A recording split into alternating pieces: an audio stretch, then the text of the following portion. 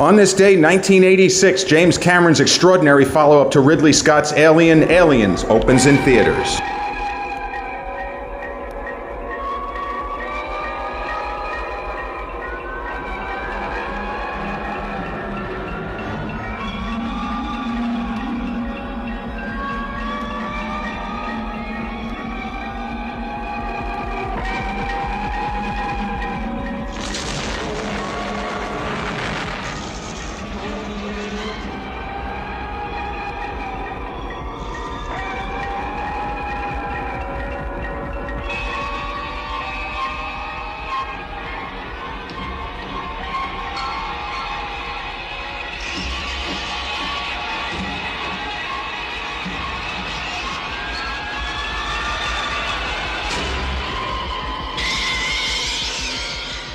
And we're back, like we never left. Welcome to episode 249 of the Confessions of a Not-So-Dangerous Mind podcast. I'd like to thank you for spending some of your Thursday afternoon here with me in New York. Once again, we're going to skip past all that promotional jazz and get right to the guts of the episode. Another movie anniversary, and a film which I consider to be literally one of the greatest motion pictures ever made. It won't appear on Sight and Sound's 10 best list. Even Quentin Tarantino was scratching his head at some of the choices. And think about this. The greatest movie ever made in the last Sight and Sound poll is a film, was it French, German? The movie was called Jean Dielman. Quentin Tarantino had never seen it. Now, I understand that Quentin is not the be-all, end-all of movies, but we know that he's a film geek, a film curator, film historian, such as Martin Scorsese, as Spielberg, and Coppola, and Lucas, and all of these guys who love and appreciate and believe wholeheartedly in the study, archiving, restoration of movies. If Quentin Tarantino gives you a look as if he's not sure he's ever heard of the movie considered to be the greatest film ever made as of November of 2022, well, that's a little bit problematic. But 38 years ago today, what I believe to be the masterpiece of easily top 10 greatest filmmaker who ever lived, and one of the greatest films ever made, should be in Sight and Sound's top 10 poll. I can find a bunch of movies we can throw out. No problem.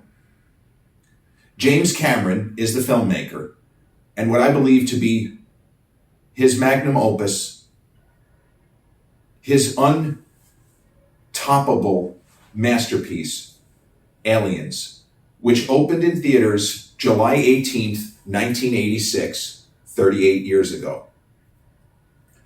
Now, not surprisingly, since I was 12, didn't see Aliens in theaters. Now, 1986 is a pretty good year for movies in general. And Platoon, Best Picture winner, we can sort of debate that.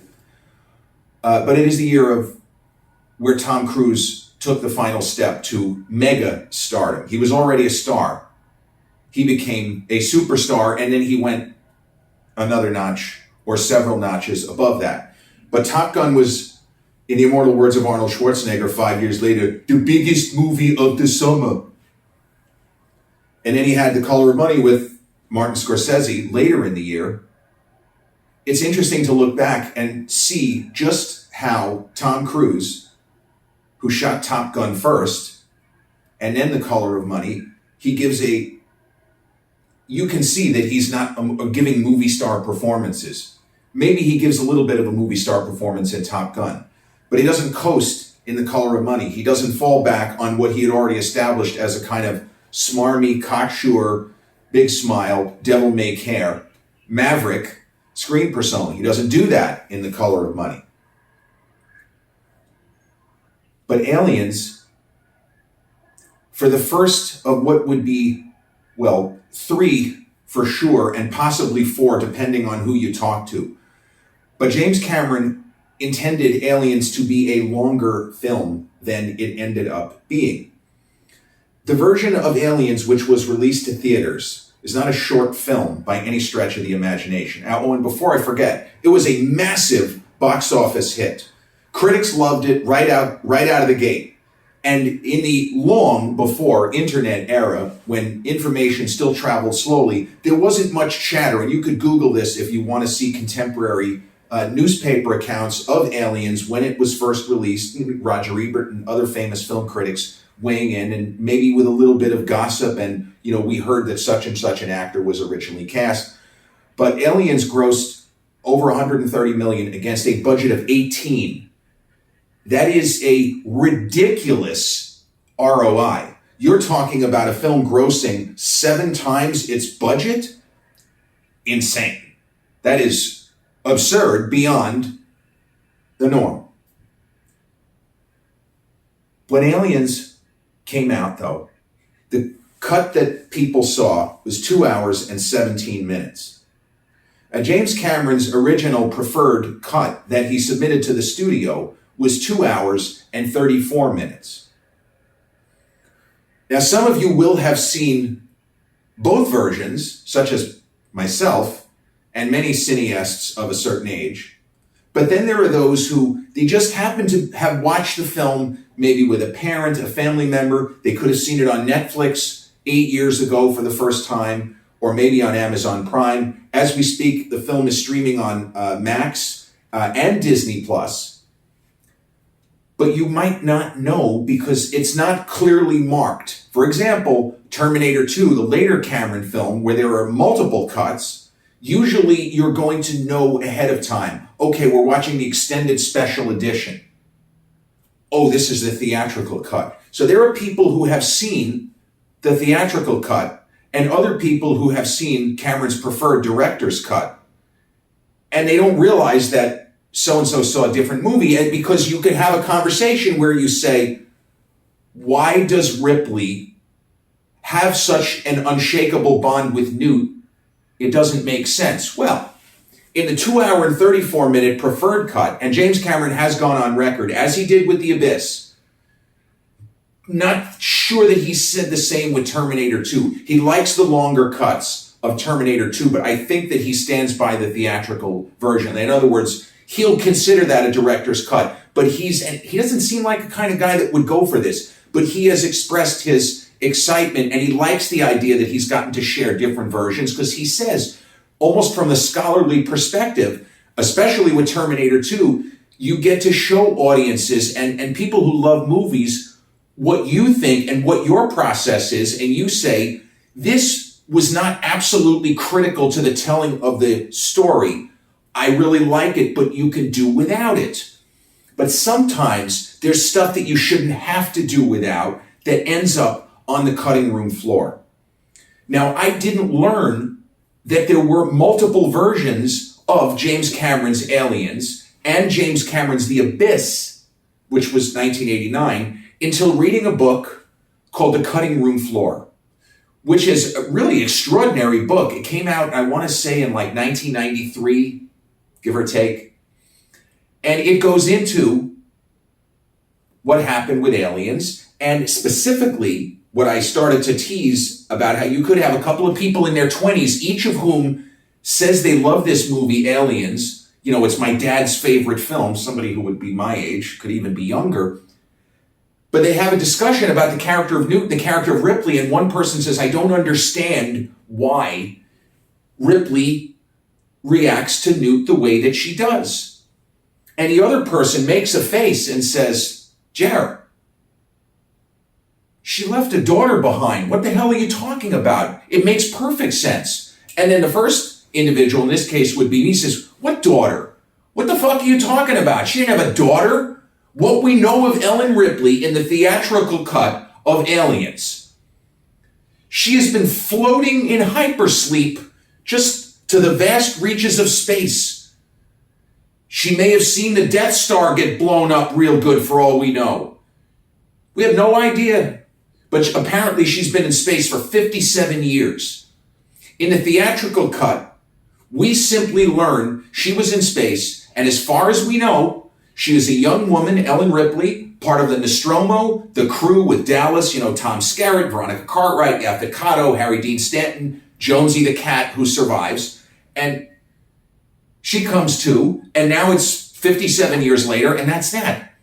In Cameron's original version, the so-called director's cut, which I prefer a little bit, but I can understand people who prefer the theatrical cut. This is not something where I'm going to fight you, whereas The Abyss, I will fight you tooth and nail. The Abyss director's cut, I have as James Cameron's third best film of all time. The theatrical version is just okay. That's how big a difference it makes. But in the director's cut of Aliens, which a lot of people have seen and maybe didn't know that it was not the same cut or the same film entirely, we learned that Ripley had a daughter. She had a daughter who was 10, and the daughter died while she was in hypersleep. She had promised her daughter she would be home for her birthday, her 11th birthday, and Newt is age appropriate. This was not an accidental plot point. James Cameron's intent all along was to establish the mother-daughter bond, and you hate to put it this way, but an opportunity for Ellen Ripley to kind of redeem the fact that she was floating in hyperspace and missed her daughter's entire life. How horrifying. But it's horrifying to me that Big Jim had to cut that out. Now, there are certain elements in the director's cut which are arguable.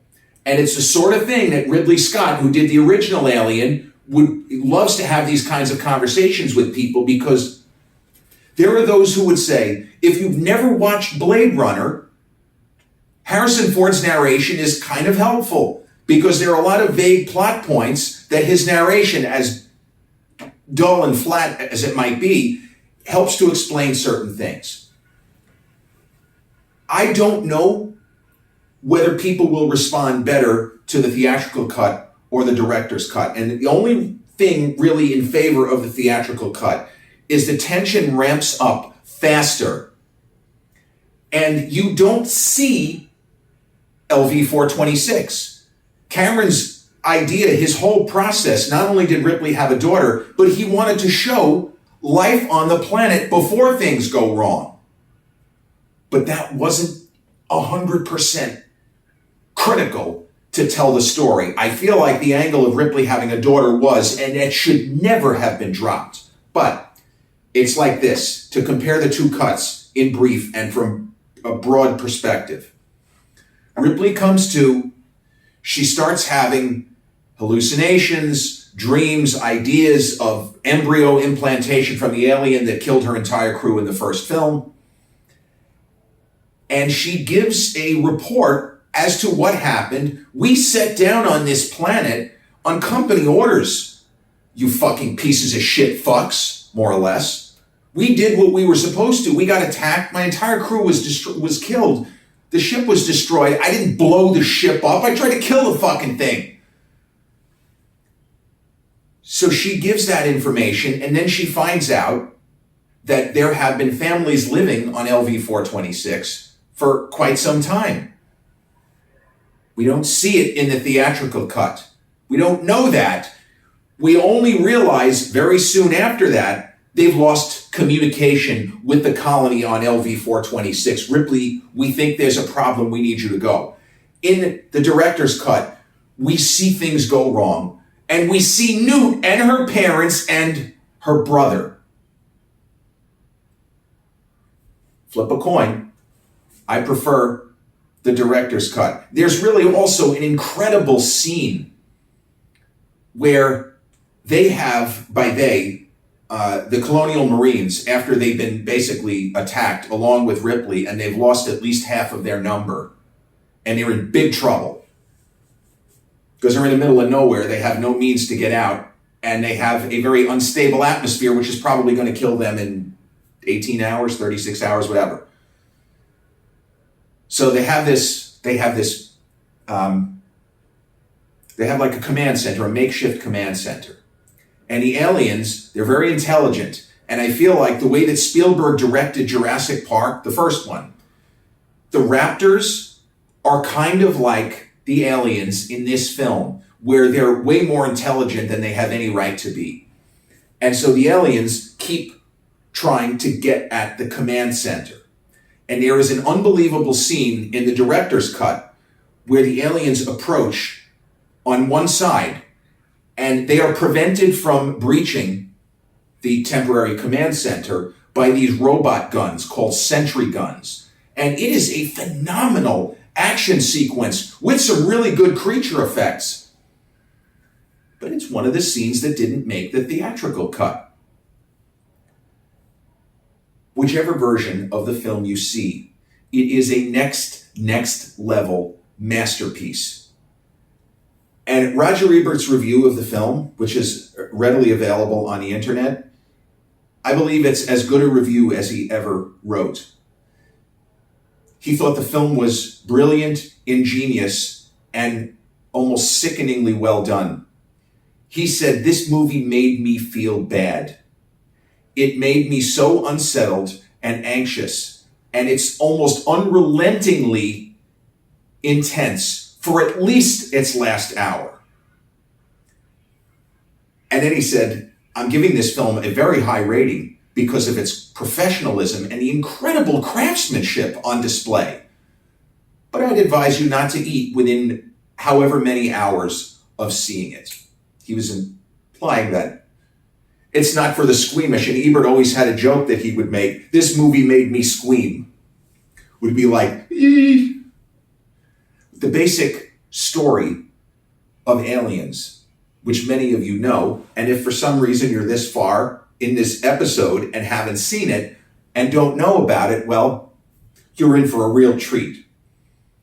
The story picks up at the 57 years after the end of Ridley Scott's original. The creature is the same creature. The effects work is obviously a lot different in this film.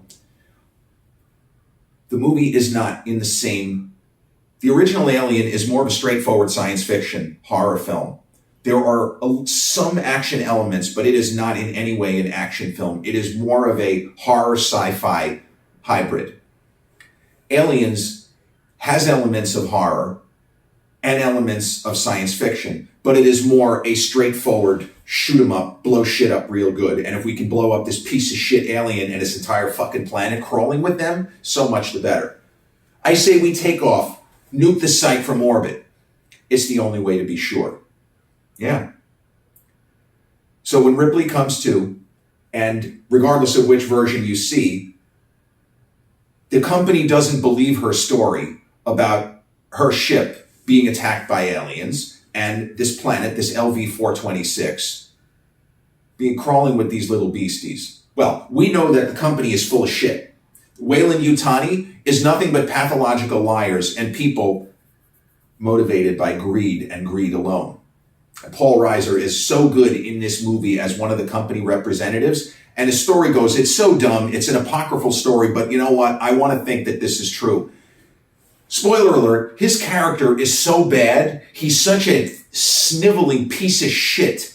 Seems like a nice enough guy, but he's one of those, a little bit like a Nurse Ratched type, where he's really nice while he's stabbing you in the back, but at least he's smiling and patting you on the shoulder for a job well done. But supposedly, when his mother went to the premiere, he invited his mom to the premiere. He was a rising star at the time, a TV, he had been a stand-up comic, and he would soon become a huge TV star with Mad About You, co-starring future Oscar winner Helen Hunt.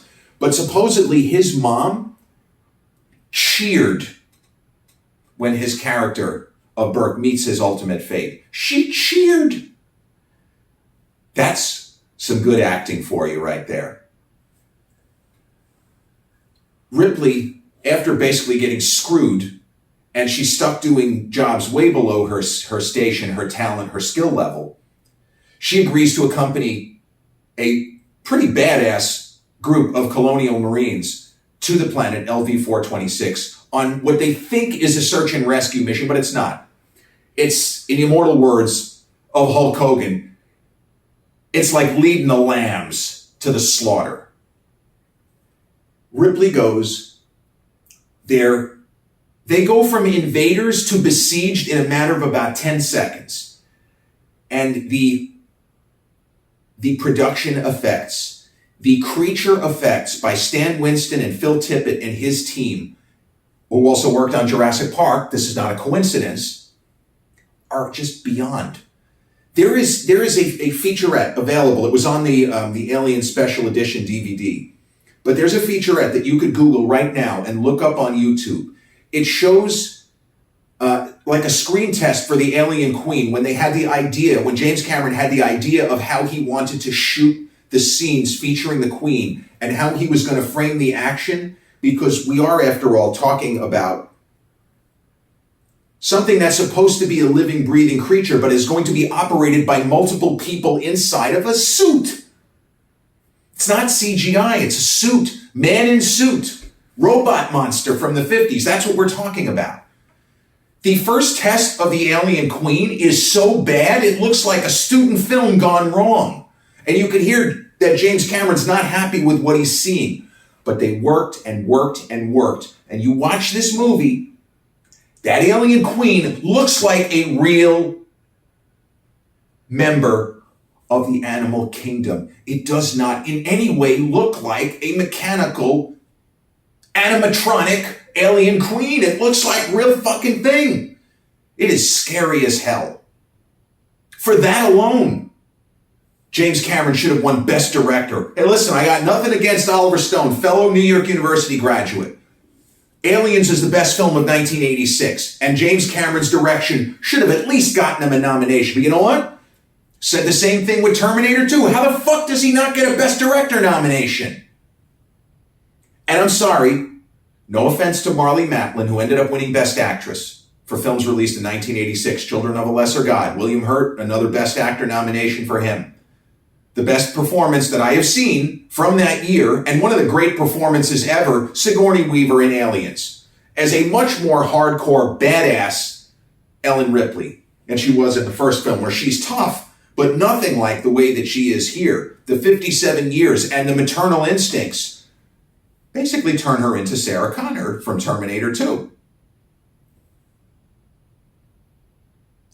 Aliens maintains, as Roger Ebert pointed out, an just impossible level of tension and stress and terror and fear and that unsettling sensation we get in our stomachs.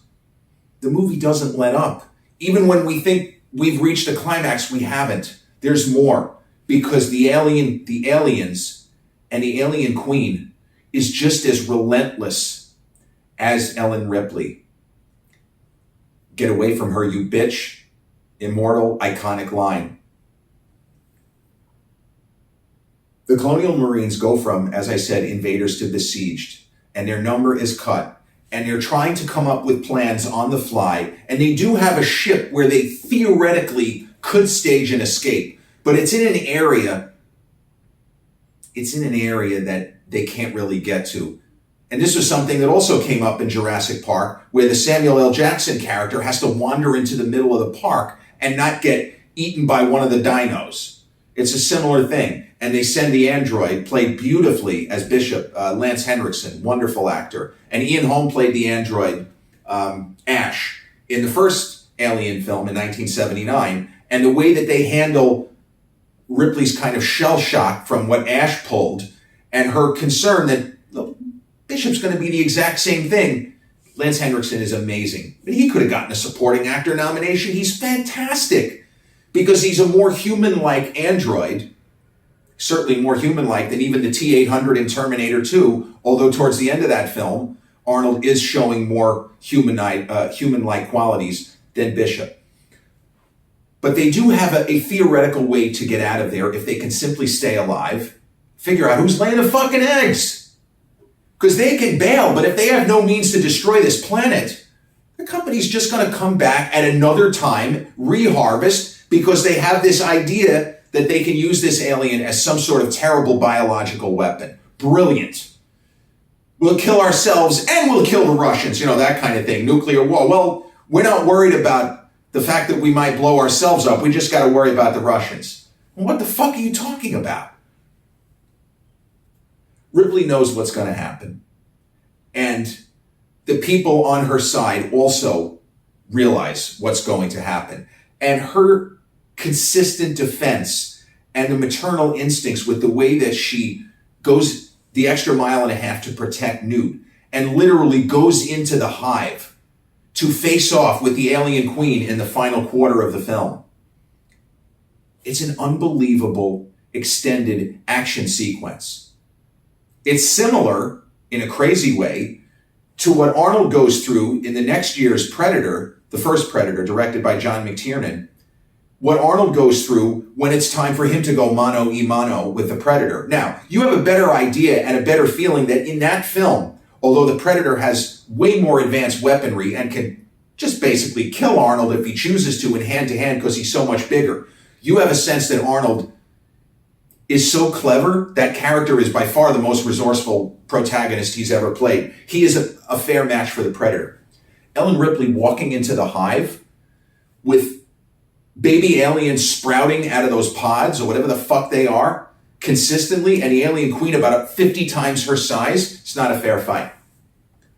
But Ripley is so tough and in her own way so resourceful and so angry. She's almost starting to see Newt as her daughter, even though she's not. And mild spoiler, there is a moment where Newt cries and says the word mommy.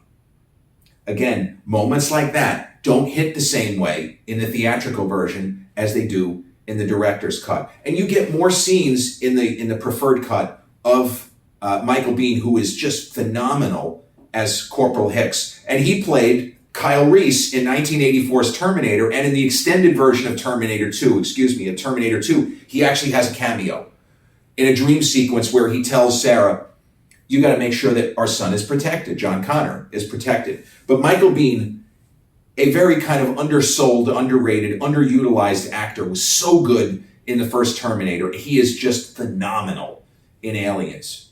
He just fucking brings it the whole way through. But in the longer cut, there's more stuff between Hicks and Ripley. And there's a scene, it's almost absurd to bring it up, but there's a scene where he shows her how to use the most powerful machine gun, like with a rocket launcher strapped on.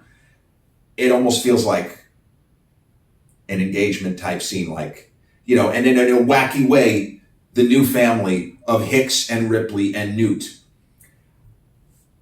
To move away from Aliens, because I don't want to spoil this movie anymore, but I'm still not over the fact that Alien 3 it torpedoes all of the events of Aliens. And that pisses me off to this day. And it's unfortunate because this was another project where there were so many different screenplays and story concepts that were kicked around.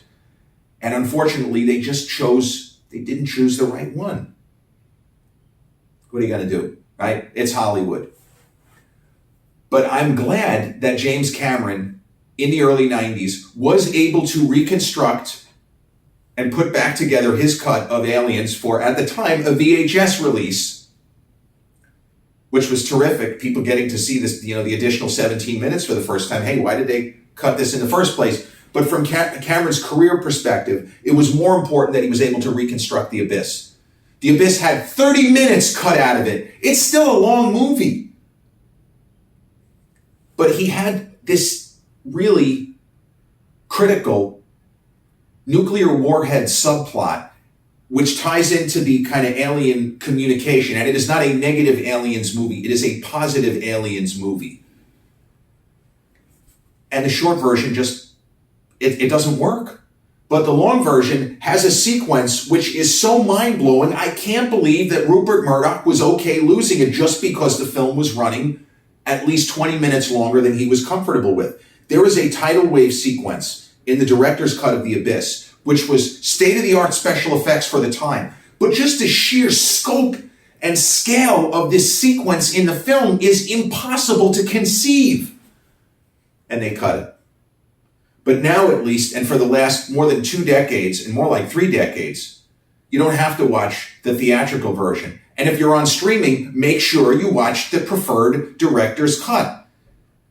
The director's cut of The Abyss is 4 stars and James Cameron's third best film behind Aliens, Terminator 2.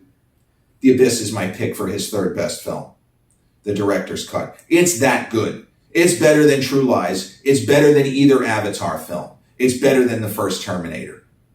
Sorry, it just is. Ed Harris is otherworldly. Mary Elizabeth Mastrantonio is just fantastic. And Michael Biehn, again, is great in The Abyss.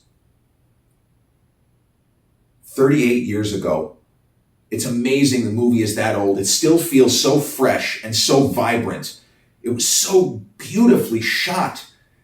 And the timing in the action sequences, Cameron's understanding of when to use models, when to use miniatures, matte paintings, glass shots, how to stage the scenes with the alien queen to make it look as believable, which angles to go, and the cutting and the rhythm of the cutting is something that is beyond imagination.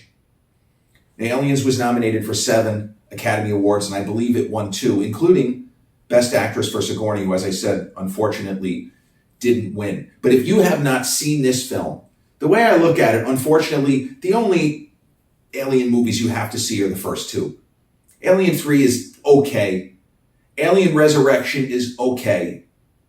Prometheus I thought was not good, and I didn't see Romulus, and I don't think I'm going to see the new one. Not into it. Just like the first 2 Predator movies, the first one with Arnold, the second one with Danny Glover, Gary Busey, and Bill Paxton, the only man who was ever killed by a Predator, a Terminator, and one of the aliens. See this film. It's on Disney+. It's on Max. Either version, they're both 4 stars out of 4, 10 stars out of 10. And as great a motion picture as I have ever seen, nor will ever see. Aliens, released 38 years ago today, directed by James Cameron and starring Sigourney Weaver, Michael Biehn, Paul Reiser, Jeanette Goldstein, and a fantastic Bill Paxton.